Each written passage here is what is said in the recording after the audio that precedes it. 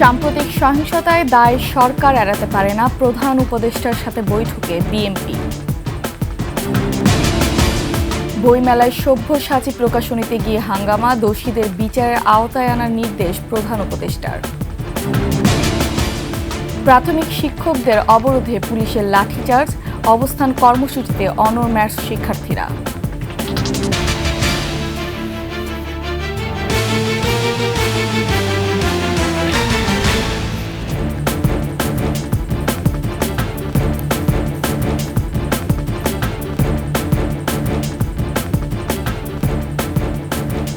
শুনছিলেন সংবাদ শিরোনাম। আমন্ত্রণ ২১শে সংবাদের সাথে আছি আমি ফারহানা লুপা। দর্শক, ২১শে টেলিভিশনের সংবাদ একসাথে সরাসরি দেখতে পাবেন আমাদের ফেসবুক পেজ www.facebook.com/2124 অনলাইনে। এছাড়া সাবস্ক্রাইব করতে পারেন www.youtube.com/@21টিভি চ্যানেলে। দেশের সাম্প্রতিক সহিংস পরিস্থিতির দায় সরকার এড়াতে পারে না। সোমবার প্রধান উপদেষ্টার সাথে বৈঠক শেষে এমনটাই বলেছেন দলটির মহাসচিব মির্জা ফখরুল ইসলাম আলমগীর। অপারেশন ডেভিল হান্টে যাতে কোনোভাবেই মানবাধিকার লঙ্ঘন না হয় সে বিষয়ে গুরুত্বারোপ করেছে বিএনপি। আরও জানাচ্ছেন মেহেদী হাসান। দেশের সাম্প্রতিক সহিংস পরিস্থিতির প্রেক্ষিতে প্রধান উপদেষ্টার সাথে রাষ্ট্রীয় অতিথি ভবন যমুনায় বিএনপির বৈঠক শেষে বিএনপি মহাসচিব মির্জা ফখরুল ইসলাম আলমগীর বলেন, সাম্প্রতিক সহিংস এ পরিস্থিতির দায় সরকার এড়াতে পারে না। স্থিতিশীলতা রক্ষার উপর গুরুত্ব আরোপ করেছে বিএনপি। সরকারের বিভিন্ন যে প্রতিষ্ঠানগুলো আছে, বিভিন্ন যে বাহিনীগুলো আছে, তাদের সামনেই এই ঘটনাগুলো একের পর এক ঘটেছে, যেটা আমরা মনে করি দেশের সার্বিকভাবে দেশের যে আইন শৃঙ্খলা পরিস্থিতি, স্থিতিশীলতা তাকে যথেষ্টভাবে বিপন্ন করেছে এবং ফ্যাসিবাদকে সুযোগ করে দিয়েছে তাদের এই সম্পর্কে একটু কথা বলার। ন্যূনতম সংস্কার ও দ্রুত নির্বাচনের বিষয়ে বৈঠকে আলোচনা হয়েছে বলেও জানান মির্জা ফখরুল। ন্যূনতম যে সংস্কার, সেই সংস্কারগুলো সম্পূর্ণ করে যে কাজ তারা করেছেন, ইতিমধ্যে রিফর্ম কমিশন করেছেন একটা, তাদের সঙ্গে আলোচনার ভিত্তিতে আপনার একমত হওয়ার প্রেক্ষিতে, আপনার কনসেনসাস হওয়ার প্রেক্ষিতে আপনার দ্রুত নির্বাচন দেওয়ার বিষয়টা আমরা তাদের সঙ্গে কথা বলেছি। এদিকে সহিংসতার দায় সরকারের কিনা এমন প্রশ্নের জবাবে প্রধান উপদেষ্টার প্রেস সচিব জানান, সরকারের তড়িৎ পদক্ষেপের ফলে দেশের পরিস্থিতি শান্ত হয়ে এসেছে। বিএনপি স্ট্যাবিলিটির দিকে জোর দিয়েছে। আমরাও বলেছি যে আমরা স্ট্যাবিলিটি চাই। আপনি জানেন প্রফেসর ইউনূস এই বিষয়ে খুব স্ট্রং স্টেটমেন্ট দিয়েছেন এবং এর ফলে দেখেন ওনার স্টেটমেন্টের পরে দেশের শান্তিটা আবার ফিরে এসছে। 15 ফেব্রুয়ারি থেকে রাজনৈতিক দলগুলোর সাথে কনসেনসাস কমিশনের বৈঠক শুরু হবে বলেও জানান শফিকুল আলম। বিএনপির তরফ থেকে পূর্ণ সমর্থন যে রিফর্মের ব্যাপারে। মেহেদী হাসান, ২১শে টেলিভিশন, ঢাকা। তসলিমা নাসরিনের বই রাখায় মাদ্রাসা শিক্ষার্থীদের প্রতিবাদে বইমেলায় বন্ধ করে দেওয়া হয়েছে সব্যসাচী প্রকাশনার স্টল। তাদের অভিযোগ, ফেসবুকে জয় বাংলা সমর্থনে পোস্ট দেন সব্যসাচী প্রকাশনীর মালিক শতাব্দী ভব। মানিক শিকদারের রিপোর্ট। বইমেলার ১০ম দিনে হঠাৎই উত্তেজনা ছড়িয়ে পড়ে। মেলার ১২৮ নম্বর স্টলে সব্যসাচী প্রকাশনীতে তসলিমা নাসরিনের বই থাকায় প্রতিবাদ করে শিক্ষার্থীরা প্রকাশককে কান ধরে উঠবোস করতে বলে। এ সময় প্রকাশক জয় বাংলা স্লোগানের পক্ষে যুক্তি দেয়ায় শিক্ষার্থীদের মাঝে উত্তেজনা ছড়িয়ে পড়ে। তাকে বলছি, আপনি তো আওয়ামী লীগের দালাল।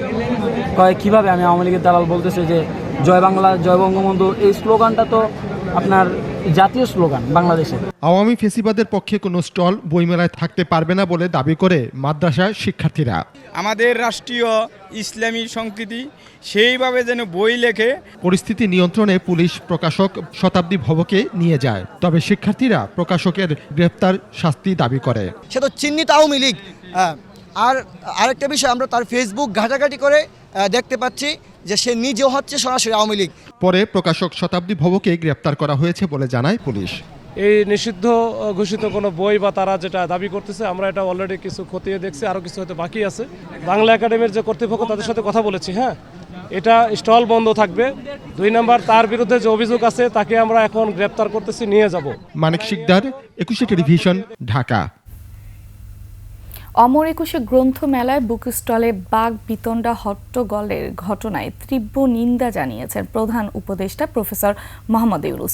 বলেন, এ ধরনের বিশৃঙ্খল আচরণ বাংলাদেশের নাগরিকের অধিকার এবং দেশের আইন উভয়ের প্রতি অবজ্ঞা প্রদর্শন করে। প্রধান উপদেষ্টা বলেন, একুশে বইমেলা এদেশের লেখক ও পাঠকদের প্রাণের মেলা। বইমেলায় এই ধরনের অপ্রীতিকর ঘটনা বাংলাদেশে উন্মুক্ত সাংস্কৃতিক চর্চাকে ক্ষুণ্ণ করে। 1952 সালের মহান ভাষা আন্দোলনের শহীদদের মর্যাদার প্রতি অবমাননা প্রদর্শন করে। পুলিশ এবং বাংলা একাডেমি কর্তৃপক্ষকে ঘটনাটি তদন্ত করে দোষীদের বিচারের আওতায় আনার নির্দেশ দিয়েছেন তিনি। মেলার নিরাপত্তা জোরদার করতে এবং এই তাৎপর্যপূর্ণ স্থানে যেন কোনো অপ্রীতিকর ঘটনা না ঘটে তা নিশ্চিত করতে পুলিশকে সব ধরনের ব্যবস্থা নিতে নির্দেশ দেওয়া হয়েছে। এদিকে এই ঘটনার পরই মবের মহড়া শক্ত হাতে মোকাবেলার ঘোষণা দিয়েছেন অন্তর্বর্তী সরকারের উপদেষ্টা মাহফুজ আলম। রাতে সামাজিক যোগাযোগ মাধ্যম ফেসবুক এক পোস্টে এ কথা বলেন তিনি। মাহফুজ আলম বলেন, অভ্যুত্থানের পক্ষে হলে মব করা বন্ধ করেন, আর যদি মব করেন তাহলে আপনাদের ডেভিল হিসেবে ট্রিট করা হবে। তিনি আরও বলেছেন, আজকের ঘটনার পর আর কোনো অনুরোধ করা হবে না। আপনাদের কাজ না আইন নিজের হাতে তুলে নেওয়া। রাষ্ট্রকে অকার্যকর এবং ব্যর্থ প্রমাণের চেষ্টা করা হলে এক বিন্দু ছাড় দেওয়া হবে না বলেও বার্তা দেন তিনি। তৌহিদি জনতাকে উদ্দেশ্য করে মাহফুজ আলম লিখেন, আপনারা 1.5 দশক পরে শান্তিতে ধর্ম ও সংস্কৃতি পালনের সুযোগ পেয়েছেন। আপনাদের আহামকি কিংবা উগ্রতা আপনাদের সে শান্তি বিনষ্টের কারণ হতে যাচ্ছে। সবাইকে জুলুম করা থেকে বিরত থাকার আহ্বানও জানান তিনি।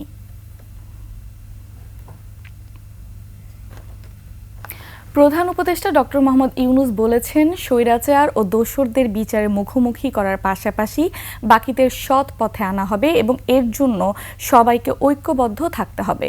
জুলাই আন্দোলনের আহত ও শহীদ পরিবারকে রাষ্ট্রীয়ভাবে আর্থিক সহায়তা কার্যক্রমের উদ্বোধনী অনুষ্ঠানে ফ্যাসিস্টদের ষড়যন্ত্র নিয়ে সতর্ক থাকারও আহ্বান জানান প্রধান উপদেষ্টা। মেহেদী হাসানের রিপোর্ট। জুলাই গণ অভ্যুত্থানের 21 শহীদ পরিবার ও 7 জন আহতের মধ্যে চেক হস্তান্তরের মধ্য দিয়ে শুরু হলো রাষ্ট্রীয়ভাবে আর্থিক সহায়তা প্রদান কার্যক্রম। প্রধান উপদেষ্টার কার্যালয়ে এ কার্যক্রমের আনুষ্ঠানিক উদ্বোধন করেন প্রফেসর মোহাম্মদ ইউনূস। যাদের কারণে অনুষ্ঠানে 3 শহীদ পরিবারের সদস্য ও 3 জন আহত যোদ্ধা বক্তব্য রাখেন। তারা হত্যাকাণ্ডের বিচার, রাষ্ট্রীয় সম্মাননা, আর্থিক সহায়তা ও পুনর্বাসন সহ বিভিন্ন বিষয় তুলে ধরেন। বাংলাদেশ বলার সাহস পাচ্ছে। প্রধান উপদেষ্টা বলেন, জুলাই আন্দোলনে হতাহতদের ত্যাগ কোনো নিক্তি দিয়ে মাপা যাবে না। আহত ও শহীদদের আখ্যায়িত করেন ইতিহাসের স্রষ্টা হিসেবে। রাষ্ট্র আনুষ্ঠানিকভাবে, আমি শব্দটার উপরে জোর দিচ্ছি, আনুষ্ঠানিকভাবে, প্রাতিষ্ঠানিকভাবে আপনাদের দায়িত্ব গ্রহণ করলো। দেশে কোনো সহিংসতা ও হানাহানি যেন না হয় সেদিকে সজাগ দৃষ্টি রাখার আহ্বান জানিয়ে প্রধান উপদেষ্টা বলেন, সকল হত্যাকাণ্ড ও গুম খুনের বিচার হবে। আমরা যাদের অপরাধী তাদেরকে পুলিশের হাতে, আইনের হাতে সোপর্দ করব, আর যারা অপরাধী নয়, যে পুলিশের হাতে দেওয়ার মতো নাই, তাদেরকে মানুষ করব যে ভাই এই দেশ আমরা একসঙ্গে করি। এ সময় নানা অপরাধে জড়িত স্বৈরাচারের দোসরদের বিচারের মুখোমুখি করার পাশাপাশি বাকিদের সমাজের স্বাভাবিক স্রোতে ফিরিয়ে আনার বিষয়েও কথা বলেন ডক্টর ইউনূস। এই নতুন বাংলাদেশের ভেতরে যারা গণ্ডগোলের সৃষ্টি করতে পারে তাদেরও নিশ্চিহ্ন করবো আমরা। তাদেরকে দলে বেরিয়ে ফেলবো, নিজেদের মধ্যে নিয়ে আসবো, আর তা না হলে আইনের কাছে সুপর্দ করে দেবো। এটা ছাড়া আমাদের কোনো গতি নেই। তাহলে আমরা নতুন বাংলাদেশ তাড়াতাড়ি গড়ে তুলতে পারবো। জুলাই আন্দোলনের প্রতিটি শহীদ পরিবার এককালীন 30 লাখ টাকা আর্থিক সহায়তার পাশাপাশি 20,000 টাকা মাসিক ভাতা পাবেন। আর আহতরা ক্যাটাগরি অনুযায়ী এককালীন 3 লাখ থেকে 5 লাখ টাকা এবং মাসিক 15 থেকে 20,000 টাকা ভাতা পাবেন। মাপা যায় না। মেহেদী হাসান, একুশে টেলিভিশন, ঢাকা। সরকারি প্রাথমিক বিদ্যালয়ে সহকারী শিক্ষক পদে 6,531 জনের নিয়োগের দাবিতে রাজধানীর শাহবাগ মোড় অবরোধ করাকে ছত্রভঙ্গ করতে লাঠিপেটা করেছে পুলিশ। এছাড়া এই সময় জলকামান ও সাউন্ড গ্রেনেড ব্যবহার করা হয়। এদিকে 4 দফা দাবিতে জাতীয় প্রেস ক্লাবের সামনে অবস্থান কর্মসূচি পালন করছেন medical assistant training school maths শিক্ষার্থীরা। দাবি আদায় না হওয়া পর্যন্ত কর্মসূচি চালিয়ে যাওয়ার ঘোষণা দিয়েছেন তারা। বিস্তারিত জানাচ্ছেন আকবর হোসেন সুমন। সবাই জানে আমরা সরকারি চাকরি করি, আজকে আমাদের জিজ্ঞেস করলে আমার সন্তানকে আমি কি উত্তর দেব? শিক্ষক নিবন্ধন ও প্রত্যয়ন কর্তৃপক্ষের নিবন্ধিত নিয়োগ প্রত্যাশী ও সুপারিশপ্রাপ্ত প্রাথমিকের শিক্ষকরা সোমবার বেলা 1টার দিকে শাহবাগ মোড় অবরোধ করেন। সিগনেচার করে তাদের সব অনুমোদন নিয়ে রেজাল্ট পাবলিশ করছে। এখানে আমাদের কি দোষ বলেন? হাইকোর্ট আমাদের বিপক্ষে চলে গেছে, সব আমাদের শুনানি পক্ষে থাকার পরে কিভাবে বিপক্ষে যায়? 2 বছর ধরে একটা চাকরির জন্য এত কিছু হচ্ছে, আমাদের সাথে অন্যায় অবিচারের শেষ কোথায় হবে? অবরোধের কারণে শাহবাগ ঘিরে সব ধরনের যান চলাচল বন্ধ হয়ে যায়। আমাদেরকে সুপারিশ প্রাপ্ত করছে এই সরকার, কিন্তু আমাদের নিয়োগ এখনো নিয়োগ দিয়ে আবার নিয়োগ বাতিল করছে। দ্রুত আমাদের যোগদানের ব্যবস্থা করা হোক। এই 6531টি পরিবার যাতে ক্ষতির মুখে না পড়ে, এই 6531 জন থেকে একজনও যাতে বাদ না পড়ে। দুপুর 1:45টার দিকে পুলিশ আন্দোলনকারীদের তুলে দিতে জলকামান ও সাউন্ড গ্রেনেড ব্যবহার করে। লাঠিচার্জ হয় এই সময়, এতে অন্তত 20 জন আহত হন। গ্রেপ্তার না, আমরা আপাতত যারা বেশি উচ্ছৃঙ্খল আচরণ করছে তাদের রাখছি, দেখি পরে ওটা দেখি। গত 19 নভেম্বর সরকারি প্রাথমিক বিদ্যালয়ের সহকারী শিক্ষক পদে তৃতীয় ধাপে 6531 জনের নিয়োগপত্র প্রদানের সিদ্ধান্ত স্থগিত করেন হাইকোর্ট। কোটা পদ্ধতি অনুসরণ করে নিয়োগ দেওয়ায় উচ্চ আদালত এ আদেশ দেন। এদিকে শূন্য পদে নিয়োগ ও নতুন পদ সৃষ্টি, প্রতিষ্ঠানের নাম ও কোর্স কারিকুলাম সংশোধন, ক্লিনিক্যাল বিষয় উচ্চশিক্ষা এবং স্বতন্ত্র শিক্ষা বোর্ড প্রতিষ্ঠার দাবিতে বিক্ষোভ কর্মসূচি অব্যাহত রেখেছেন ম্যাথস শিক্ষার্থীরা। সোমবার জাতীয় প্রেস ক্লাবের সামনে অবস্থান কর্মসূচি পালন করেন তারা। আকবর হোসেন সুমন, 21 টেলিভিশন, ঢাকা। নিচ্ছি সংবাদ বিরতি, যখন ফিরছি তখন অন্যান্য সংবাদের সাথে আরও থাকবে। অপারেশন ডেভিল হান্টের দ্বিতীয় দিনে গ্রেফতার 1521, ছাড় পাবে না কেউই। আবার আমন্ত্রণ 21 সংবাদে। অপরাধী ও সন্ত্রাসীদের ধরতে সারা দেশে চলছে অপারেশন ডেভিল হান্ট। ধরা পড়ছেন ফ্যাসিস্টদের সহযোগী সহ বিভিন্ন ধরনের অপরাধী। চলমান এই অভিযানে রাঘব বোয়াল, চুনোপুটি কেউই ছাড় পাবে না বলে জানালেন স্বরাষ্ট্র উপদেষ্টা। এদিকে পুলিশ সদর দফতর জানিয়েছে ডেভিল হান্টের দ্বিতীয় দিনে গ্রেফতার হয়েছে 1521 জন। প্রতিনিধির তথ্য, ছবিতে ডেস্ক রিপোর্ট। ডেভিল হান্ট অভিযানে গাজীপুরে সিরাজগঞ্জ 6 আসনের সাবেক সংসদ সদস্য চয়ন ইসলাম সহ 100 জনকে আটক করা হয়। এর মধ্যে নগরীতে 79 জন এবং জেলা পুলিশের অভিযানে 21 জন আওয়ামী লীগ নেতাকর্মীকে আটক করা হয়। কোন দল সেটি বিবেচ্য বিষয় নয়, বিবেচ্য বিষয় হচ্ছে জনগণকে স্বস্তি দিচ্ছে কি অস্বস্তি দিচ্ছে, জনগণকে হুমকি দিচ্ছে কি হুমকি দিচ্ছে না, সন্ত্রাস করছে কি করছে না, সেটি হলো আইনের বিবেচ্য বিষয়। অভিযানে রংপুর মহানগর ছাত্রলীগের আশরাফুল ইসলাম আলিফ, নীলফামারীর ডিমলা ছাত্রলীগ নেতা মোতালেব সহ বিভাগে 31 জনকে গ্রেফতার করে পুলিশ। ময়মনসিংহে সোমবার থেকে শুরু হলো অপারেশন ডেভিল হান্ট। প্রথম দিনে 10 জনকে আটক করা হয়। পুলিশ জানায়, দুষ্কৃতিকারী, সন্ত্রাসী এবং যাদের নামে সুনির্দিষ্ট মামলা রয়েছে তাদের বিরুদ্ধেই ব্যবস্থা নেওয়া হবে। এছাড়া রাজশাহী নগরীতে 4 জন সহ 52 জন, বাগেরহাটে 4, সুনামগঞ্জে 2 ও ভোলাতে 2 জনকে আটক করা হয়েছে। দুপুরে রাজশাহী বিভাগের সকল জেলার প্রশাসনিক কর্মকর্তাদের সাথে মতবিনিময় করেন স্বরাষ্ট্র উপদেষ্টা। বলেন, যতদিন দেশ শয়তান মুক্ত না হবে ততদিন এই অভিযান চলবে। আমাদের আইন শৃঙ্খলা বাহিনীর কর্মকর্তাদেরও কিন্তু আমরা ছাড় দেই নাই, তাদের কিন্তু আইনের আওতায় নেওয়া হয়েছে। এই ক্ষেত্রে বড় ছোট কোনো ভেদাভেদ নাই, যেই আসবে এই জালে সে ধরা পড়বে। নির্দোষ কেউ যাতে হয়রানির শিকার না হয় সেজন্য আলাদা কমিটি করে দেয়া হয়েছে বলেও জানান স্বরাষ্ট্র উপদেষ্টা। আমাদের আরেকটা কমিটি উপরের লেভেলে আছে, যেন কোনো নির্দোষ ব্যক্তি যেন কোনো অবস্থায় সাজা না পায়। সমর ইসলাম, ডেস্ক রিপোর্ট, 21 টেলিভিশন। হবিগঞ্জ 2 আসনের সাবেক সংসদ সদস্য আব্দুল মজিদ খানকে গ্রেফতার করেছে ডিবি পুলিশ।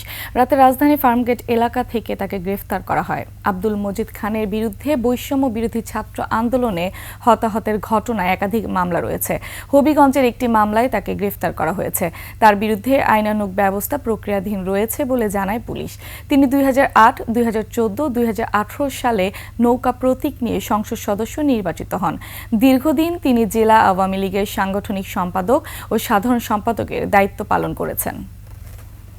এবার সোনালী লাইফ ইন্স্যুরেন্স আন্তর্জাতিক সংবাদ শেষ করছে 21 সংবাদ। যাবার আগে সংবাদ শিরোনামগুলো আরও একবার। সাম্প্রতিক সহিংসতায় দায় সরকার এড়াতে পারে না, প্রধান উপদেষ্টার সাথে বৈঠকে বিএনপি। বইমেলায় সব্যসাচী প্রকাশনীতে গিয়ে হাঙ্গামা, দোষীদের বিচারের আওতায় আনার নির্দেশ প্রধান উপদেষ্টার। প্রাথমিক শিক্ষকদের অবরোধে পুলিশের লাঠিচার্জ, অবস্থান কর্মসূচিতে অনড় ম্যাট শিক্ষার্থীরা।